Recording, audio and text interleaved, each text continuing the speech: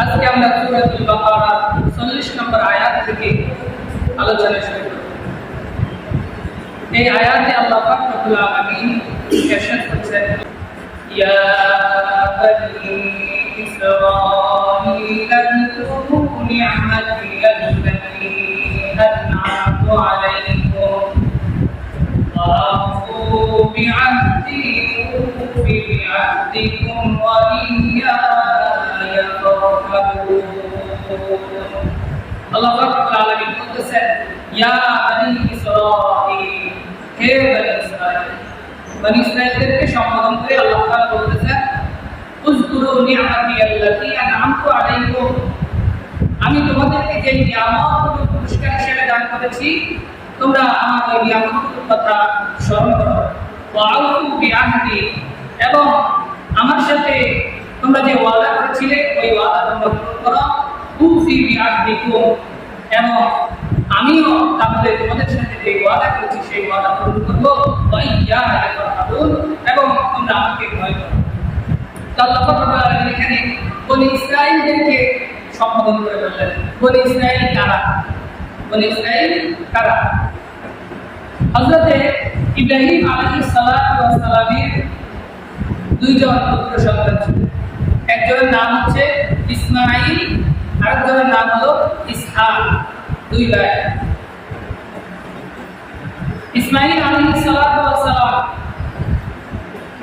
ছিলেন মক্কায়, আরব আমিরাতে, আর ইসহাক আলাইহিস সালাতু ওয়াস সালাম ছিলেন কোথায়? ফিলিস্তিনে।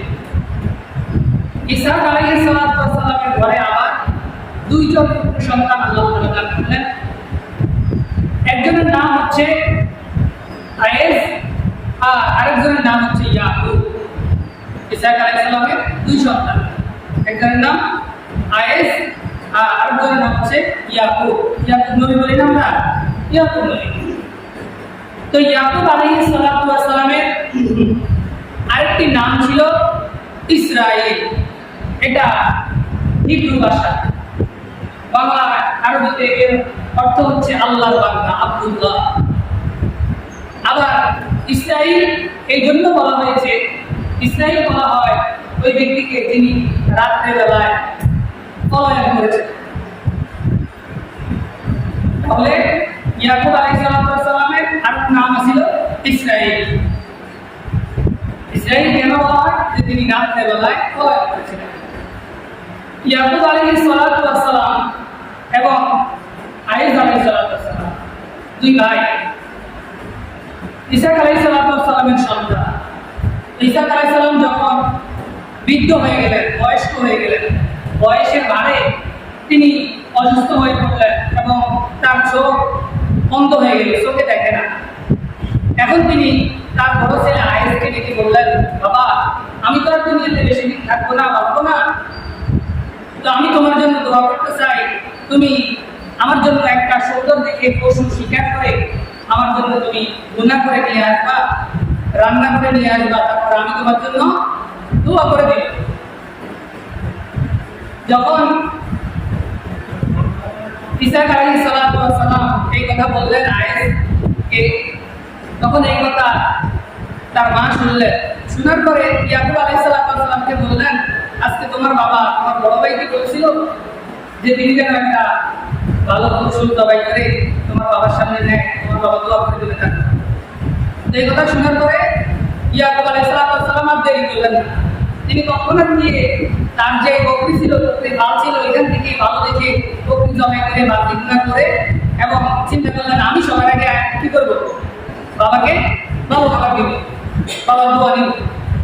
তিনি সবার আগে চলে গেলেন এবং যাওয়ার সময় মা বললেন যে তুমি তোমার বড় ভাইয়ের জামাটা গায়ে দিয়ে দাও, তোমার বাবা তো চোখে দেখে না, তো তিনি হাত দিয়ে কি করবেন, গায়ে যখন হাত তুলেইব তখন তোমার বড় ভাইয়ের জামা তোমার গায়ে দিয়ে তখন লাগবে, তখন করবো তোমার বড় ভাই, তুমি তোমার বড় ভাই, তখন তোমার জন্য দোয়া।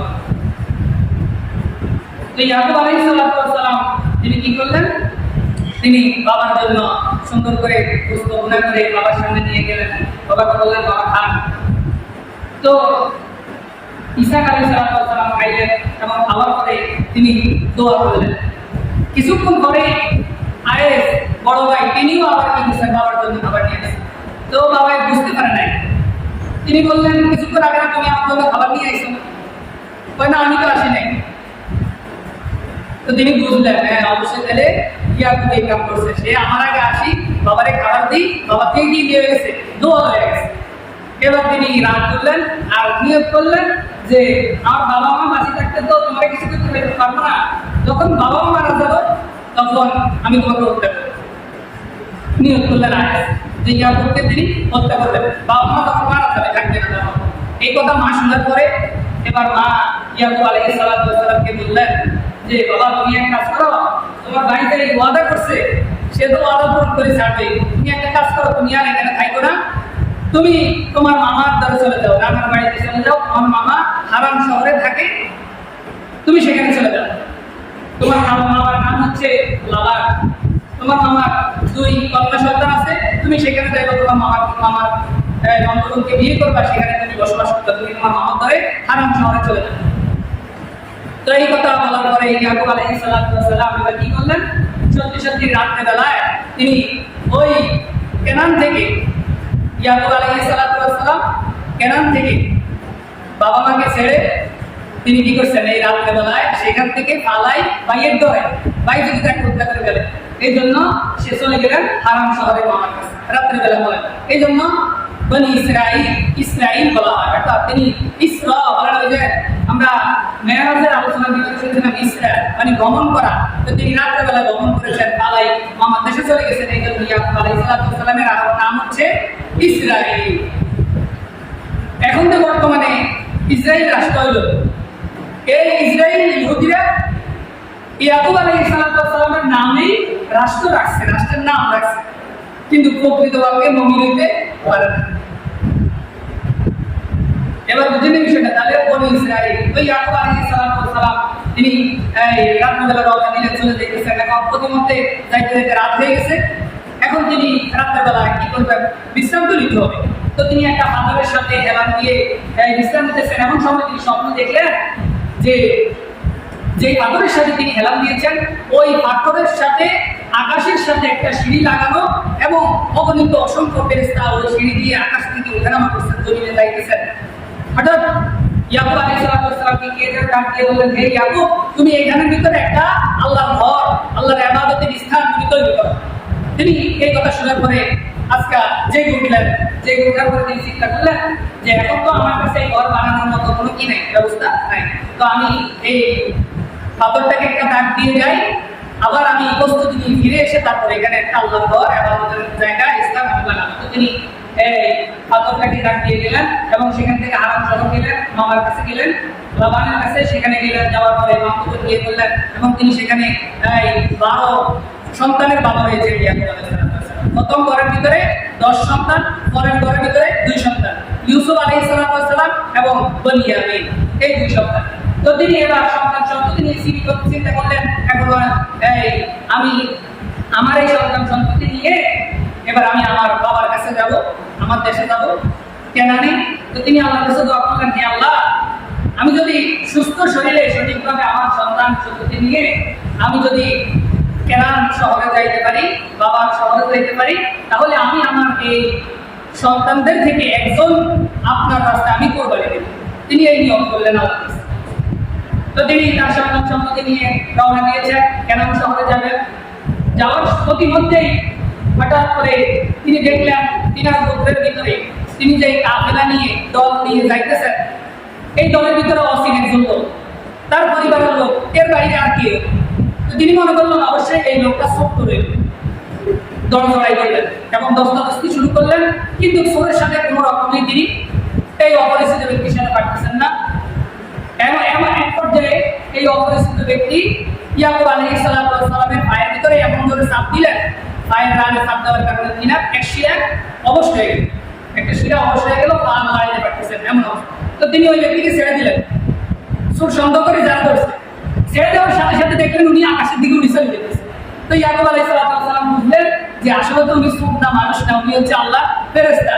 ওই যে তিনি আল্লাহর কাছে ওয়াদা করলেন, আল্লাহ, আমি যদি আমার সন্তান সন্ততি নিয়ে যদি আমার বাবার শহরে যাইতে পারি, তাহলে আমার একটা সন্তান আপনার রাস্তায় কোরবানি দেব। আল্লাহ পাক রব্বুল আলামিন এই জন্য ফেরেশতা পাঠাই তাকে অসুস্থ করে দিলেন। সুবহানাল্লাহ, যেন তার একটা সন্তান কোরবানি দিতে না হয়। এই জন্য তাকে কি করে দিলেন? অসুস্থ করে দিলেন। এখন তো তিনি অসুস্থ সুস্থ অবস্থায় তো আর যেতে পারবেন না। তো তিনি এই তার সন্তান সন্ততি নিয়ে কেনান শহরে তিনি চলে গেলেন, আর সেখানে তার এই সন্তান সন্ততি নিয়ে বসবাস শুরু করলেন। আর ওখানে এই তাদের সন্তানদেরকে ইয়াকুব আলাইহিস সালামের এই সন্তান, এই বংশ পরম্পরা, এদেরকেই বলা হয় বনি ইসরাঈল। এদেরকে বলা হয় বনি ইসরাঈল, মানে ইয়াকুব আলাইহিস সালামের বংশধর, ইয়াকুব আলাইহিস সালামের বংশধর। এবার বুঝি তো আমরা বনি ইসরাঈল কারা? ইয়াকুব আলাইহিস সালামের বংশধরদেরকে বনি ইসরাঈল বলা হয়। তো আল্লাহ রাব্বুল আলামিন এই বনি ইসরাঈলকে সম্বোধন করে বলতেছেন, ইয়া বনি ইসরাঈল উযকুরু নি'মাতি আল্লাতী আন'আমতু আলাইকুম, আমি তোমাদেরকে যে এই নিয়ামতগুলো পুরস্কার হিসেবে দিয়েছি সেগুলোর কথা স্মরণ করো। আল্লাহ রাব্বুল আলামিন বনি ইসরাঈলদেরকে এত এত নিয়ামত দান করেছেন দুনিয়াতে, যা অন্য কোনো জাতিকে দেয় না। বনি ইসরাঈলকে আল্লাহ রাব্বুল আলামিন সবচেয়ে বেশি নবী দান করেছেন। বনি ইসরাঈলের বংশের ভিতরে সবচেয়ে বেশি নবী দান করেছিলেন, এবং আল্লাহ রাব্বুল আলামিন তাদের জন্য কি করে দিয়েছেন? নদীর ভিতর দিয়ে, সাগরের ভিতর দিয়ে রাস্তা বানিয়ে দিয়েছেন পার হওয়ার জন্য। কিয়মান করে তাদের জন্য আকাশ থেকে জান্নাতের খাবারের ব্যবস্থা করে দিয়েছেন। পাথর থেকে তাদের জন্য 12টি ঝর্ণার ব্যবস্থা করে দিয়েছে। হ্যাঁ, জান্নাত থেকে তাদের জন্য উটের ব্যবস্থা করে দিয়েছে, উটনি পাঠিয়ে দিয়েছেন। এত এত নিয়ামত আল্লাহ পাক রব্বুল আলামিন বনি ইসরাঈলদেরকে দান করেছেন। আল্লাহ বলতেছেন, এই বনি ইসরাঈল, তোমরা আমার সেই নিয়ামতগুলোর কথা স্মরণ করো এবং তোমরা আমার ওয়াদা পূরণ করো। কি ওয়াদা? যে তাদেরকে আল্লাহ পাক রব্বুল আলামিন বলেছেন যে তোমাদের কাছে আমি যে নবীদেরকে প্রেরণ করেছি, তোমরা এই নবীর উপর ঈমান আনবা, এবং তোমাদের ঘরে যে সমস্ত নবীরা আসবে তাদের উপরও তোমরা ঈমান আনবা, তাদেরকে বিশ্বাস করবা। এই ওয়াদা তাদের সাথে করা হয়েছে। এই জন্য আল্লাহ বললেন যে তোমরা এই ওয়াদা পূরণ করবে। কিন্তু তারা এই ওয়াদা পূরণ করে নাই। তারা কি করতো? নবীদেরকে হত্যা করে দিত, নবীদের উপরে ঈমান আনতো না, আল্লাহর ওয়াদা তারা রক্ষা করতো না। আল্লাহ রাব্বুল আলামিন এই জন্য তাদেরকে বললেন, তোমরা আমার ওয়াদা যদি পূরণ করো, উফি বিআহদিকুম, তাহলে আমিও তোমাদের ওয়াদা পূরণ করব। আল্লাহ যে ওয়াদা করেছেন সেই ওয়াদা যদি পূরণ করা হয়, তাহলে আল্লাহ তাদেরকে সেই ওয়াদা পূরণ করবেন, অর্থাৎ আল্লাহ রাব্বুল আলামিন তাদেরকে জান্নাত দান করবেন। ওয়া ইয়া ফারহাবুন, এবং তোমরা আল্লাহ তাআলাকে ভয় করো, কারণ আল্লাহ রাব্বুল আলামিন তোমাদেরকে যে ওয়াদা দিয়েছেন, তোমরা আল্লাহর সাথে যে ওয়াদা করেছো, যদি ওয়াদা পালন না করো তাহলে তোমাদের জন্য জাহান্নাম আছে, শাস্তি আছে। এজন্য তোমরা আল্লাহ তাআলাকে ভয় করো। তারপরে আয়াত আল্লাহ রাব্বুল আলামিন বলেছেন, ওয়া আমিনু বিমা আনজালতু মুসাদ্দিকান লিমা মা'কুম। আল্লাহ রাব্বুল আলামিন বলতেছেন, এবং তোমরা ঈমান আনো ওই সব কিছুর উপরে যা আমি সত্য বলে নাযিল করেছি, সত্য হিসাবে নাযিল করেছি। তোমরা ওই সমস্ত বিষয়ের উপরে ঈমান আনো এবং সত্য বলে ওইগুলোকে তোমরা স্বীকার করো। ওয়ালা তাকুনু আউওয়ালা কাফিরিন বি, এবং তোমরা কত অবিশ্বাসী হও না, অবিশ্বাস তোমরা করো না। আল্লাহ পাক রব্বুল আলামিন যা কিছু নাযিল করেছেন, নবীদেরকে দান করেছেন, আল্লাহ তাআলা যে বিধানগুলো নাযিল করেছেন, এই বিধানগুলোর উপরে তোমরা কি করো? সত্য বলে স্বীকার করো, এবং তোমরা কি করো না? অবিশ্বাসী হও না, এগুলোকে অবিশ্বাস করো না। কিন্তু তারা এগুলোকে অবিশ্বাস করতো।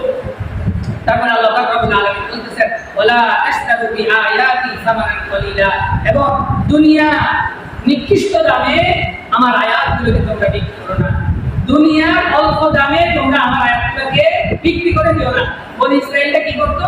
যে তাদের নিজেদের স্বার্থে, দুনিয়ার স্বার্থে তাওরাত, জাবুর, ইনজিল, এই সমস্ত আসমানি কিতাবের আয়াতগুলোকে তারা উলট-পালট করে দিত। যদি কোনো আয়াত যদি তাদের পক্ষে না হতো, তাহলে তারা ওই আয়াতগুলো মুছে ফেলত, কাটিয়ে দিত, ওই আয়াতগুলো আর প্রচার করতো না। এবং তারা এমন এমন আদেশ জারি করতো যে সব কিছুর উপরে তারা দুনিয়াকে প্রাধান্য বেশি দিয়ে, দুনিয়ার জন্য তাদের যে আসমানি কিতাবগুলো আছে ওই কিতাবগুলোকে তারা ব্যবহার করে, দুনিয়ার স্বার্থের জন্য আসমানি কিতাবগুলোকে ব্যবহার করে তারা আয়াতগুলোকে দুনিয়ার কাছে বিক্রি করে দিত, দুনিয়ার কাছে বিক্রি করে দিত। অর্থাৎ তারা ইলম শিখতো, আল্লাহর কোরআন পড়তো এবং আল্লাহর এই আয়াতগুলো পড়তো দুনিয়ার জন্য।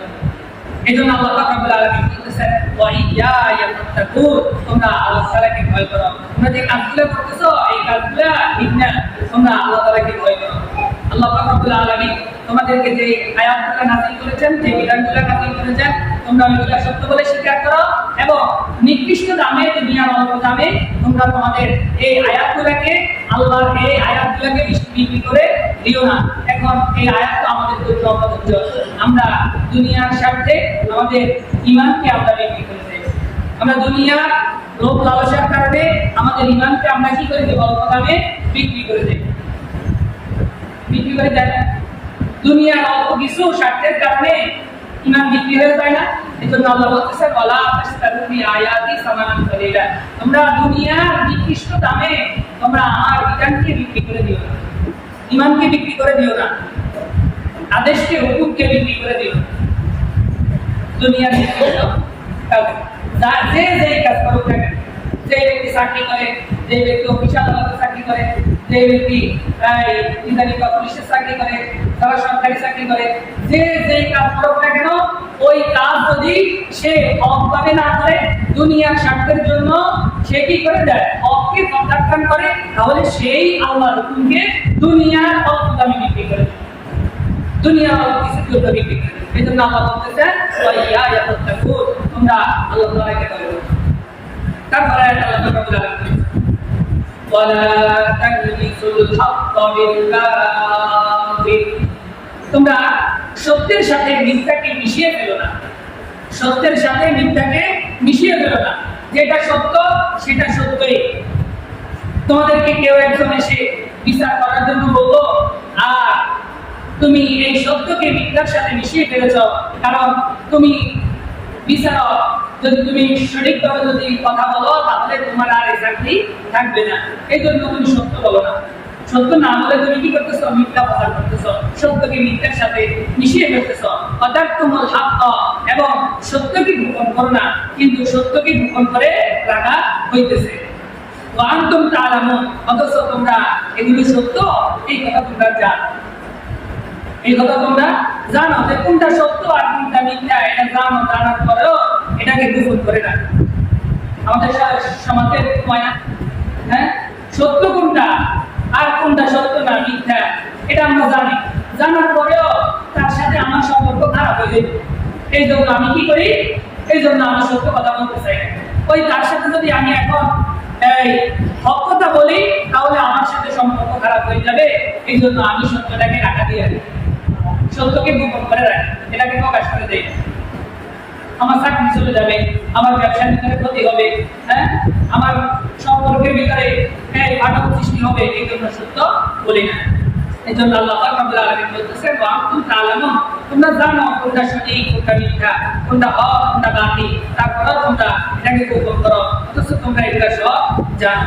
বনি ইসরাঈলও জানতো যে কোনটা সঠিক কোনটা বেঠিক, যে তারা জানতো আখিরি নবী সত্য, ইসলাম ধর্ম সত্য, তারপরেও জানার পরেও তারা এটাকে স্বীকার করে না, মেনে নেয় না, মুসলমানদেরকে মেনে নেয় না, কোরআনকে মেনে নেয় না, ইসলামকে ধর্ম হিসাবে মেনে নেয় না। তারা এটা জানার পরেও তারা মেনে নেয় না। তারপরে আল্লাহ রাব্বুল আলামিন বলছেন ওয়া আকিমুস সালাতা ওয়া আতুজ যাকাতা ওয়ারকাউ মা'আর রাকিঈন। আল্লাহ রাব্বুল আলামিন বলতেছেন তোমরা নামাজ কায়েম করো, যাকাত প্রদান করো, এবং রুকুকারীদের সাথে তোমরা রুকু করো। ওয়া আকিমুস সালাত, তোমরা নামাজ কায়েম করো, নামাজকে প্রতিষ্ঠা করো। তোমার সমাজে, তোমার ব্যক্তিগত জীবনে, তোমার রাষ্ট্রে, তোমার পাড়া প্রতিবেশী, যে জায়গায় তুমি থাকো, তুমি নিজে নামাজ পড়া এবং নামাজকে কায়েম করার চেষ্টা করো, নামাজকে প্রতিষ্ঠা করার চেষ্টা করো। আফসোসের বিষয়, আমরা তো নিজেরাই নামাজ পড়ি না, এখন কিভাবে আমরা নামাজ প্রতিষ্ঠা করব? মা বোনরা মনে করেন নামাজ তো কি জানি কয় পুরুষরা নামাজ কায়েম করবে, পুরুষরা মসজিদে গিয়ে নামাজ পড়বে। মা বোনদের দায়িত্ব হলো যদি কোনো পুরুষ ইচ্ছাকৃতভাবে যদি মসজিদে না গিয়ে ঘরে নামাজ পড়ে, তাহলে তাকে কি করা? ঘরে জায়গা না দেওয়া, ঘরে জায়গা না দেওয়া। আপনার সন্তান যদি মসজিদে এসে নামাজ না পড়ে ঘরে নামাজ পড়ে, তাহলে আপনার সন্তানকে ঘর থেকে বের করে দিতে হবে। আপনার সন্তান মসজিদে এসে যদি নামাজ আদায় না করে, তাহলে আপনার সন্তানকে শাসন করতে হবে। কারণ আকিমুস সালাত, নামাজ কায়েম করার জন্য বলেছেন, নামাজ প্রতিষ্ঠা করার জন্য বলেছেন। নামাজ একসাথে পড়তে হয়, মসজিদে এসে পুরুষরা নামাজ একসাথে আদায় করতে হয়। এই জন্য আল্লাহ রাব্বুল আলামিন বলতেছেন ওয়ারকাউ মা'আর রাকিঈন, এবং তোমরা রুকুকারীদের সাথে রুকু করো। এখানে ওয়াকিমুস সালাত, নামাজ প্রতিষ্ঠা করো, রাকিন এবং রুকুকারীদের সাথে রুকু করো। এখন রুকু তো নিজে নিজে করতে বলে নাই, বলছে রুকুকারীদের সাথে রুকু করো, অর্থাৎ যারা মসজিদে এসে একসাথে রুকু করে তাদের সাথে রুকু করতে হবে। আপনি একলা একলা বাড়ির ভিতরে রুকু করলে আপনার রুকু হবে না। ওয়ারকাউ মা রাকিন, তোমরা রুকুকারীদের সাথে রুকু করো। এইজন্য তাফসীর ইবনে কাসির রাহিমাহুল্লাহ বলেছেন, কোন ব্যক্তি যদি ইচ্ছাকৃতভাবে কোন উযর ছাড়া যদি জামাত তরক করে মসজিদে এসে নামাজ আদায় না করে, তাহলে ওই ব্যক্তি মুসলমান নয়। ওই ব্যক্তি কি নয়? মুসলমান নয়। কোন ব্যক্তি যদি ইচ্ছাকৃতভাবে জামাত তরক করে মসজিদে এসে নামাজ আদায় না করে, তাহলে ওই ব্যক্তি মুসলমান না। ওই ব্যক্তি কি না? মুসলমান না। ওয়ারকাউ মা রাকিন, কারণ আল্লাহ বলেছেন রুকুকারীদের সাথে রুকু করো। মসজিদে এসে যারা রুকু করে তাদের সাথে তুমিও রুকু করো। যদি তুমি মসজিদে এসে রুকু না করো তাহলে তুমি মুসলমান না। সাত কথা। এইজন্য রাসূল সাল্লাল্লাহু আলাইহি ওয়াসাল্লামের যুগে, সাহাবীদের যুগে যারা নতুন মুসলমান হতো, চাই সে ইহুদি হোক চাই সে খ্রিস্টান হোক, যখনই নতুন মুসলমান হতো সাথে সাথে তাকে জামাতে এসে মসজিদে আগে নামাজ আদায় করা লাগতো। যদি কেউ জামাতে এসে নামাজ আদায় না করতো তাহলে সে মুসলমান বলে গণ্য হতো না। মুসলমান হওয়ার জন্য শর্ত হলো মসজিদে এসে নামাজ আদায় করতে হবে, মসজিদে এসে জামাতে নামাজ পড়তে হবে, তাহলে আপনি মুসলমান। যদি কোনো উযর ছাড়া মসজিদে না এসে আপনি নামাজ পড়েন ঘরে, তাহলে আপনি মুসলমান না। কারণ আল্লাহ বলে দিয়েছেন, ওয়ারকাউ মা রাকিন, তোমরা মসজিদে এসে রুকুকারীদের সাথে রুকু করো, মসজিদে এসে রুকুকারীদের সাথে রুকু করো। এইজন্য সম্মানিত হাজিরিন, আমরা যারা বিনা কারণে বিনা উযরে নামাজ আদায় করি না, আফসোস আমাদের জন্য, আফসোস আমাদের জন্য। এই দুনিয়াতে আমরা এসেছি অল্প কিছুদিন সময়ের জন্য, আমাদের আগে যারা ছিল তারাও অল্প কিছু সময়ের জন্য এসেছে। আমরা কি বলতে পারবো সেই সমস্ত লোকদের কি অবস্থা আজকে? কিন্তু তারাও আমাদের মতো এরকম দুনিয়ার সন্তানের মায়ায়, হ্যাঁ, টাকা পয়সার মায়ায়, দুনিয়ার মায়ায় তারাও এরকম অসংখ্য ইবাদত আল্লাহর বাদ দিয়েছে। কিন্তু তারা আজকে আফসোস করতেছে, তারা আজকে আযাবের ভিতরে আছে, হায় হুতাশ করতেছে, কিন্তু কোনো লাভ নাই। কিন্তু আল্লাহ রাব্বুল আলামিন আমাদেরকে একটা হায়াত দিয়েছেন, আমরা এখনো বেঁচে আছি। এই জন্য আমাদের এই সময়টাকে কাজে লাগাতে হবে। আমরা যেন দুনিয়ার জন্য আমাদের আখিরাতকে নষ্ট না করি, দুনিয়ার জন্য আমাদের আখিরাতকে নষ্ট না করি। প্রশ্ন করা হয়েছিল এই পৃথিবীর ভিতরে সবচেয়ে আহাম্মক ব্যক্তিকে, তখন বলা হলো ওই ব্যক্তি হচ্ছে সবচেয়ে আহাম্মক যে তার নিজের স্বার্থকে অন্যের জন্য নষ্ট করে দেয়, যে তার নিজের স্বার্থকে অন্যের জন্য নষ্ট করে দেয়। কিভাবে? নিজের স্বার্থ, আমাদের নিজের স্বার্থ হচ্ছে আমার আখিরাত কামাই করা, আমাকে আল্লাহর সন্তুষ্টি অর্জন করা, আমাকে জান্নাতের বাসিন্দা হওয়া। কিন্তু আমি আমার ওই জান্নাতকে, আল্লাহর সন্তুষ্টিকে অন্যের জন্য নষ্ট করে দিয়েছি। কিভাবে নষ্ট করে দিয়েছি? দুনিয়াতে সন্তান, সন্ততি, পাড়া প্রতিবেশী, অর্থ পরের পিছনে ঘুরতে গিয়ে, সময় দিতে গিয়ে আল্লাহর ইবাদত আমি করতে পারি নাই। আমি কি করে দিয়েছি? আমার নিজের সময়টাকে এর পিছনে খরচ করে আমি আমার মূল্যবান সব কিছু নষ্ট করে দিয়েছি। আর আমার মতো বড় আহাম্মক আর কেউ নাই। নিজের স্বার্থকে অন্যের জন্য আমি কি করে দিয়েছি? নষ্ট করে দিয়েছি। আসলে কোনো লাভ নাই। এজন্য আল্লাহ তাআলা বলতেছেন, ওয়া আকিমুস সালাত ওয়া আতুজ যাকাত ওয়ারকাউ মা'আর রাকিন, তোমরা নামাজ প্রতিষ্ঠা করো, যাকাত প্রদান করো এবং রুকুকারীদের সাথে তোমরা রুকু করো। তাহলে বুঝছেন তো বিষয়টা? রুকুকারীদের সাথে রুকু মানে জামাতের সহিত নামাজ আদায় করতে হবে, তাহলে আপনি মুসলমান। মুসলমানের পরিচয় হচ্ছে নামাজ আদায় করা। কোন কাফের, মুশরিক, অমুসলিম নামাজ পড়ে না, নামাজ খারাপ। মুসলমানরাই নামাজ পড়ে, পার্থক্য হইতে। আল্লাহ পাক রব্বুল আলামিন আমাদেরকে আমল করতে হবে, শর্টকাটে রাখবেন। তারপরে আল্লাহ পাক রব্বুল আলামিন বলছেন, আতা'মুরুনা আন-নাসা বিল-বিররি ওয়া তানসাউনা আনফুসাকুম ওয়া আনতুম তাতলুনাল কিতাব আফালা তা'কিলুন। আল্লাহ তাআলা বলতেছেন, তোমরা মানুষকে ভালো কাজের আদেশ দাও, অথচ নিজেরা তা করো না। তোমরা কিতাব পড়ো, তোমরা কি এর জ্ঞান নাই? অর্থাৎ বনি ইসরাঈলদেরকে বলা হয়েছে যে তোমরা মানুষদেরকে ভালো কাজের কথা বলো, কিন্তু অথচ তোমরা ভালো কাজ করো না। তোমরা কি কিতাব পড়ো না? তোমরা কিতাব পড়ো, কিন্তু তারপরেও তোমাদের এই জ্ঞান নাই। বনি ইসরাঈলের রাসূল সাল্লাল্লাহু আলাইহি ওয়াসাল্লামের সময় যে সমস্ত ইহুদিরা ছিল, তারা কি করতো? তারা বলতো, মুহাম্মদ সাল্লাল্লাহু আলাইহি ওয়াসাল্লাম যে ধর্ম প্রচার করে ওনার ধর্ম সঠিক, তোমরা সেই ধর্ম মানো, কিন্তু তারা নিজেরা ইসলাম ধর্ম গ্রহণ করতো। তারা মানবে। এই জন্য আল্লাহ বলতেছেন যে তোমরা নিজেরা মানুষদেরকে উপদেশ দাও কিন্তু নিজেরা গ্রহণ করো না। এটা ঠিক আমাদের ক্ষেত্রে এরকম, আমরা যেন যেই কাজ যেই আমল নিজেরা করি না, অন্যদেরকে যেন না বলি। আবার এমন নয় যে বলবো না, নিজেও করার চেষ্টা করতে হবে, অন্যদেরকেও বলতে হবে। তারপরে আল্লাহ তাআলা বলতেছেন নামাজ এবং ধৈর্য, এই দুইটির মাধ্যমে তোমরা আল্লাহ তাআলার সাহায্য কামনা করো। কয়টি জিনিসের মাধ্যমে? দুইটা জিনিসের মাধ্যমে আল্লাহ সাহায্য কামনা করতে হবে।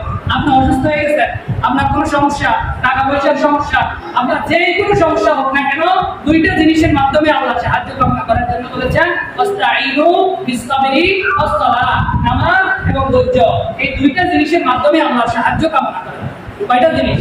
দুইটা জিনিস। আপনি কোনো সমস্যা, সাথে সাথে এসে ওযু করে নামাজে দাঁড়ায় আর ধৈর্য ধারণ করেন, আল্লাহ পাক রব্বুল আলামিন আপনাকে কি করবে? সাহায্য করবে যে কোনো সমস্যা। এই সমস্যা থেকে বাঁচার জন্য দুইটা কাজ করা, একটা হচ্ছে নামাজ আর একটা হচ্ছে ধৈর্য ধারণ করা। তারপরে আল্লাহ তাআলা বলতেছেন ওয়া ইন্নাহা লাকাবীরাতুন ইল্লা আলাল খাশিঈন, নিশ্চয়ই নামাজ অনেক বড় কাজ, অনেক কঠিন। আল্লাহ তাআলা বলতেছেন ওয়া ইন্না লাকাবীরাতুন, এটা অনেক বড় কাজ, এটা কঠিন। তবে এই নামাজটা ইল্লা আলাল খাশিঈন, তাদের জন্য কঠিন নয় যারা ঈমানদার, আল্লাহ তাআলাকে ভয় করে, তাদের জন্য এই কাজটা সহীহ।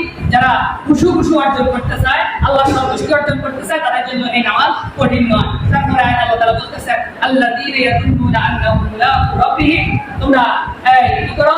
যারা এই কথা বিশ্বাস করো যে তোমাদেরকে আল্লাহর সামনে দাঁড়াতে হবে, তাহলে তোমরা কি করো? আল্লাহ তাআলাকে ভয় করো। ওয়া আন্নাহুম ইলাইহি রাজিউন, এবং তোমাদেরকে আল্লাহ তাআলার কাছে ফিরে যেতে হবে, আল্লাহর সামনে তোমাদেরকে দাঁড়াতে হবে। এই জন্য তোমরা এই বিশ্বাস তোমাদের অন্তরে তোমরা ঢুকাও, কারণ তোমরা এই দুনিয়াতে আসো, কিছুদিন পরে থাকবে না। তোমরা যদি আল্লাহ তাআলার সন্তুষ্টি অর্জন করতে চাও, তাহলে আল্লাহ তাআলাকে ভয় করো, কারণ তোমাদেরকে কিছুক্ষণ পরেই আল্লাহর সামনে দাঁড়াতে হবে, আল্লাহর সামনে হাজির হতে হবে। আমাদেরকে আল্লাহর সামনে দাঁড়াতে হবে, আল্লাহর সামনে হাজির হতে হবে। এখন আমার চিন্তা করা দরকার, আমি কি আসলে আল্লাহর সামনে দাঁড়ানোর মতো সেই কাজগুলো করতেছি কিনা? আল্লাহর সামনে হাজির হওয়ার মতো, প্রশ্নের জবাব দেওয়ার মতো সেই কাজগুলো করতেছিলেন। আল্লাহ পাক রব্বুল আলামিন আমাদেরকে আল্লাহর সামনে দাঁড়ানোর মতো ঈমান, আমল, যোগ্যতা এবং পুত্র তৌফিক দান করেন।